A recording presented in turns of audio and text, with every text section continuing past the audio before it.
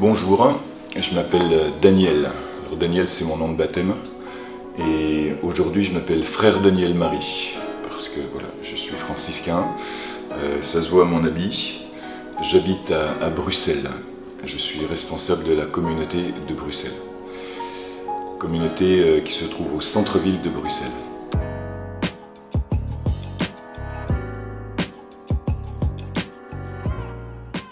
J'ai auparavant habité Cholet pendant une dizaine d'années. J'ai habité Narbonne aussi pendant une dizaine d'années. Avant ça, j'étais à Assise. C'est à Assise que j'ai été formé pour devenir franciscain et prêtre.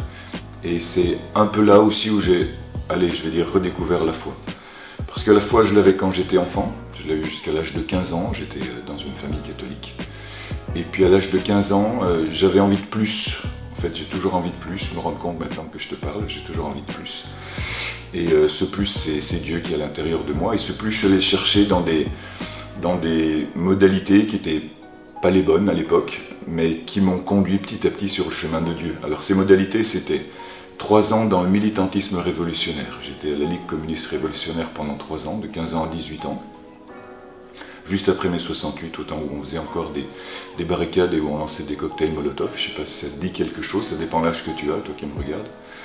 Et puis ensuite, je suis descendu dans la drogue, dans la délinquance, parce que ma vie était plus structurée, j'avais plus de valeur. Donc pendant 3 ans, je ne savais plus quoi faire de ma vie. J'ai même été dans une délinquance très violente, puisque j'ai même braqué des banques, plusieurs. J'ai dû, à cause de cela, m'exiler, quitter mon pays et vivre une vie de misère pendant 10 ans, une vie d'exil. Compliquée, difficile, où j'ai dormi dans la rue, où je me suis en même temps reconstruit petit à petit en travaillant. Et puis, Dieu me poursuivait à travers divers moyens, à travers des amis que je découvrais parce que je n'avais pas d'amis, et puis à travers une famille qui m'a accueilli, à travers des livres que j'ai ouverts, jusqu'au jour où j'ai ouvert le bon livre, la Bible. Et puis ce bon livre m'a fait redécouvrir l'intérieur de moi-même, mais ça ne suffisait pas. Ensuite, je suis passé dans un couvent franciscain à Assise, où là, j'ai redécouvert ma vocation, parce qu'en fait, ma vocation, je l'ai entendue tout petit, j'avais 8 ans. 8 ans, 7-8 ans, 12 ans, 15 ans, et j'avais oublié tout ça. Et ça nous dit en même temps la capacité de zapper qu'on a dans notre tête, qui on est en profondeur. Donc je l'ai redécouvert ça quand je suis passé au couvent de Saint-François à Assise. Et j'ai redécouvert ma vocation qui était ancrée en moi. Donc je suis devenu frère franciscain, je suis devenu prêtre. Voilà, tu vois, on a recollé les 2 morceaux. Je suis parti de la fin et du début, voilà, je suis là. Et maintenant je suis là devant toi et devant vous pour répondre à vos questions. Parce que c'est vrai que je vis et j'ai vécu des choses assez différentes comme chacun d'entre nous. Mais voilà, je suis prêt à répondre à vos questions. Ma foi au quotidien, je la vis dans ma vie communautaire. Ma vie communautaire, c'est 4 heures de prière par jour. Donc l'adoration, j'aime beaucoup l'adoration. J'adore Dieu, j'aime beaucoup l'adoration. Le chapelet, la prière du chapelet. L'Eucharistie, évidemment, tous les jours. Et puis j'aime bien la nuit, dans mon couvent belge, descendre 3 étages et aller jusqu'au -1 pour ouvrir le tabernacle la nuit. Voilà, ça c'est une partie de ma vie de foi, ça c'est ma vie de prière. Après ma foi, comment elle s'exerce? Elle s'exerce par la découverte de Dieu, que je découvre sans cesse neuf, sans cesse étonnant. Et puis aussi par une redécouverte dans ma vie quotidienne de ce que sont les charismes, de ce qu'est la puissance du Saint-Esprit. Mais là il faudrait 2 vidéos, ou 3 ou 4 pour expliquer tout ça en détail. Mais en gros c'est ça. Et en plus, aussi, ce qui est important, c'est ma vie fraternelle, ma vie avec mes frères au couvent. Parce que ça, c'est vraiment important dans ma vie de foi. Mes frères m'aident beaucoup dans ma vie de foi, comme je pense que j'aide mes frères dans ma vie de foi. Et aussi ma vie en église, parce que l'église est importante. L'église, c'est ma mère, l'église, c'est notre mère. L'église, c'est ta mère aussi. C'est pour ça qu'on est frères et sœurs, toi et moi. Et puis, ce lien d'église, cette multiplicité d'églises qui fait qu'on est une famille très différenciée, en même temps unie, elle m'éclaire beaucoup sur ma vie de foi, sur qui est Dieu. J'aime beaucoup voir les différences dans l'Église et la complémentarité en même temps. Ce qui est important dans la vie, c'est Dieu. En fait, il y a François d'Assise pose 3 questions. Pose 3 questions qui, pour moi, sont des questions fondamentales, et puis un peu tous les maîtres spirituels, tous les mystiques qui nous enseignent ça. Les 2 premières en tout cas, puis la 3e en découle. La première, c'est s'adresser à Dieu et lui demander « Qui es-tu, Dieu? Qui es-tu » Parce que ça, c'est une question insondable. Maximilien Kolb, il le demandait même à Marie « Qui es-tu, Immaculée ?» Et si tu poses des questions à Dieu, qui n'est pas sourd, il va te répondre.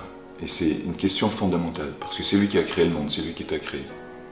Deuxième question, c'est « Qui suis-je » Alors si c'est toi qui m'as créé, et moi je ne sais pas trop où j'en suis, j'arrive même pas à me regarder, donc il faudrait que je me regarde dans un miroir, mais je crois que le meilleur miroir, c'est toi, Dieu.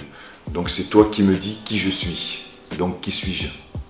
Et la 3e, c'est « Qu'est-ce que tu veux que je fasse ?»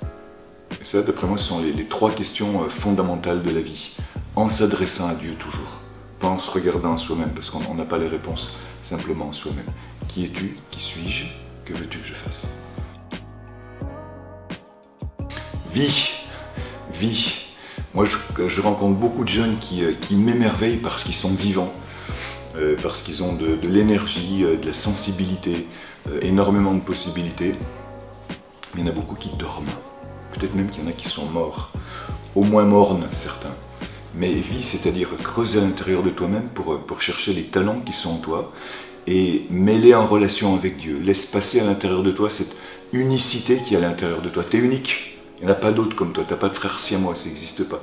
Même si tu as un frère jumeau, il est différent de toi. Ton âme, elle est à toi, elle est que à toi.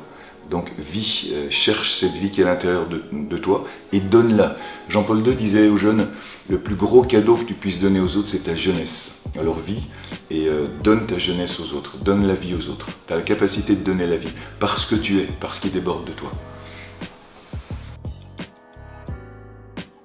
Alors, qu'est-ce que j'aimerais dire à moi lorsque j'avais 20 ans? Arrête de faire le c'est ça que je dirais à moi. Il y a 20 ans, je savais pas. Quand j'avais 20 ans, je savais pas où j'en étais. J'étais vraiment perdu. J'ai vraiment risqué la mort. J'ai des amis qui sont morts à cause de la drogue, à cause particulièrement de la drogue, et surtout, puis la solitude, et puis tout ça. Ce que j'aimerais faire, dire aux jeunes de 20 ans, à moi et à toi, c'est quel est le sens de ta vie? Qu'est-ce que tu veux faire de ta vie? Ça a l'air bête, mais plein de gens se plantent parce qu'ils ne se posent pas cette question fondamentale. Peut-être parce qu'ils ont peur de ne pas entendre la réponse, alors qu'elle est aussi en nous, elle vient de Dieu, mais elle est aussi en nous. Quel est ton projet de vie? Quel est ton projet de vie? Pour faire en sorte que lorsque tu auras 99 ans, quand on dit, comme on dit dans mon pays d'aujourd'hui, la Belgique, ou 99 si tu veux, qu'est-ce que j'ai fait de ma vie? Mais aujourd'hui, à 20 ans, tu peux te dire, et je dirais au jeune Daniel de 20 ans, mais qu'est-ce que tu veux vraiment faire de ta vie? Parce que je me suis un peu planté dans ma vie, bon, ça va, Dieu m'a rattrapé, mais je me suis planté parce que personne m'a vraiment posé cette question. Tu veux faire quoi de ta vie? Alors je voudrais prier pour toi maintenant. Je voudrais prier pour toi. Et si tu veux, là où tu es, écoute, mets une main sur ton cœur. Et puis je voudrais prier pour toi parce que je voudrais vraiment que tu sois heureux. Tu sais pourquoi? Parce que à travers l'expérience que Dieu m'a donné de vivre, où j'ai accompagné aussi des milliers de jeunes, et où Dieu m'a accompagné, il m'a montré des choses tellement belles, des bouts de paradis, et tellement difficiles, des bouts d'enfer, que je voudrais aussi que toi tu vives ces bouts de paradis en regardant ces bouts d'enfer, en les laissant de côté. Alors je demande, Père du ciel, au nom de Jésus, que cette personne qui me regarde maintenant, dans le nom de Jésus, qu'elle soit puissamment visitée par ton Esprit Saint. Dans le nom de Jésus, qu'elle soit enveloppée par la tendresse de Marie et de l'Église. Dans le nom de Jésus, qu'elle reçoive au centuple le désir qui est en elle.